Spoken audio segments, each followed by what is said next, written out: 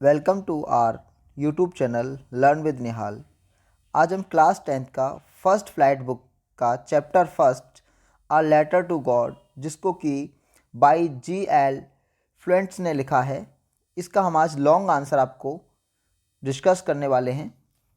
All in one long answer है, जिसको master answer कहा है। मास्टर आंसर का मतलब दोस्तों यहाँ ये है कि अगर इस चैप्टर से कोई भी लॉन्ग आंसर पूछा जाता है, आपको यही लॉन्ग आंसर लिख के आना है। चलिए स्टार्ट करते हैं। Lencho was very hard worker and gentleman. Lencho बहुत ही कठिन परिश्रमी और सीधा आदमी है, व्यक्ति है। हु जिसकी क्रॉप मानी फसल हैड रूइंड बर्बाद हो गई थी। बिकॉज ऑफ मतलब के कारण। हेल स्टॉर्म ओले की बारिश के कारण उसकी फसल बर्बाद हो गई।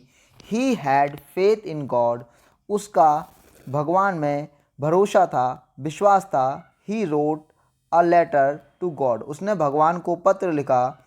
ही रोट उसने लिखा, if you don't help me यदि तुम मेरी मदद नहीं करोगे, my family and I will go hungry this year मैं और मेरा परिवार इस साल भूखे रहेंगे।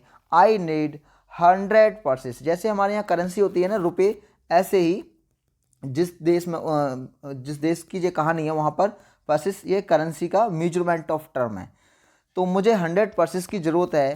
Post master was very funny and gentleman जो डाकपाल था वो बहुत ही फनी मतलब बहुत ही मौजिला, और जेंटल मतलब सीधा इंसान था।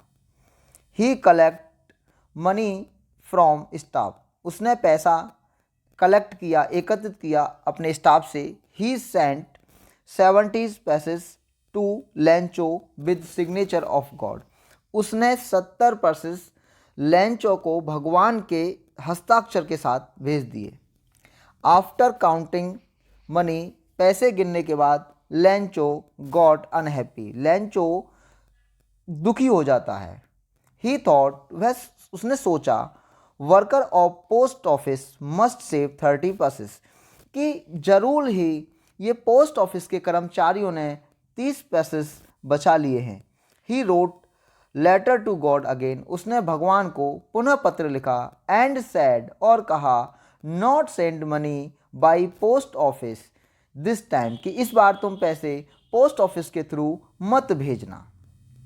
अब मैं आपको इसका हिंदी बता रहा हूँ। हिंदी आपको जस्ट समझाने के लिए बताया है, आपको एग्जाम में हिंदी नहीं लिख के आना है, एग्जाम में सिर्फ आपको इंग्लिश लिखना है दोस्तों।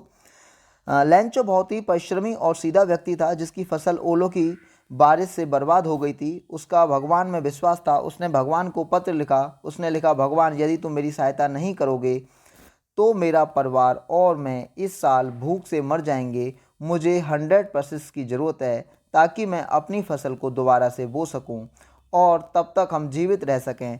डाकपाल बहुत ही मौजिला और सीधा व्यक्ति था। उसने अपने कर्मचारी वर्ग से पैसे एकत्रित किए। उसने 70 पैसेस लेंचो को भगवान के हस्ताक्षर के साथ भेजे। पैसे गिनने के बाद लेंचो दुखी हो गया। उसने सोचा कि 30 पैसेस अवश्य ही डाकघर के कर्मचारियों ने बचा लिए होंगे। उसने भगवान को पुनः पत्र लिखा और कहा कि इस बार पैसे डाकघर के द्वारा मत भेजना। तो लर्न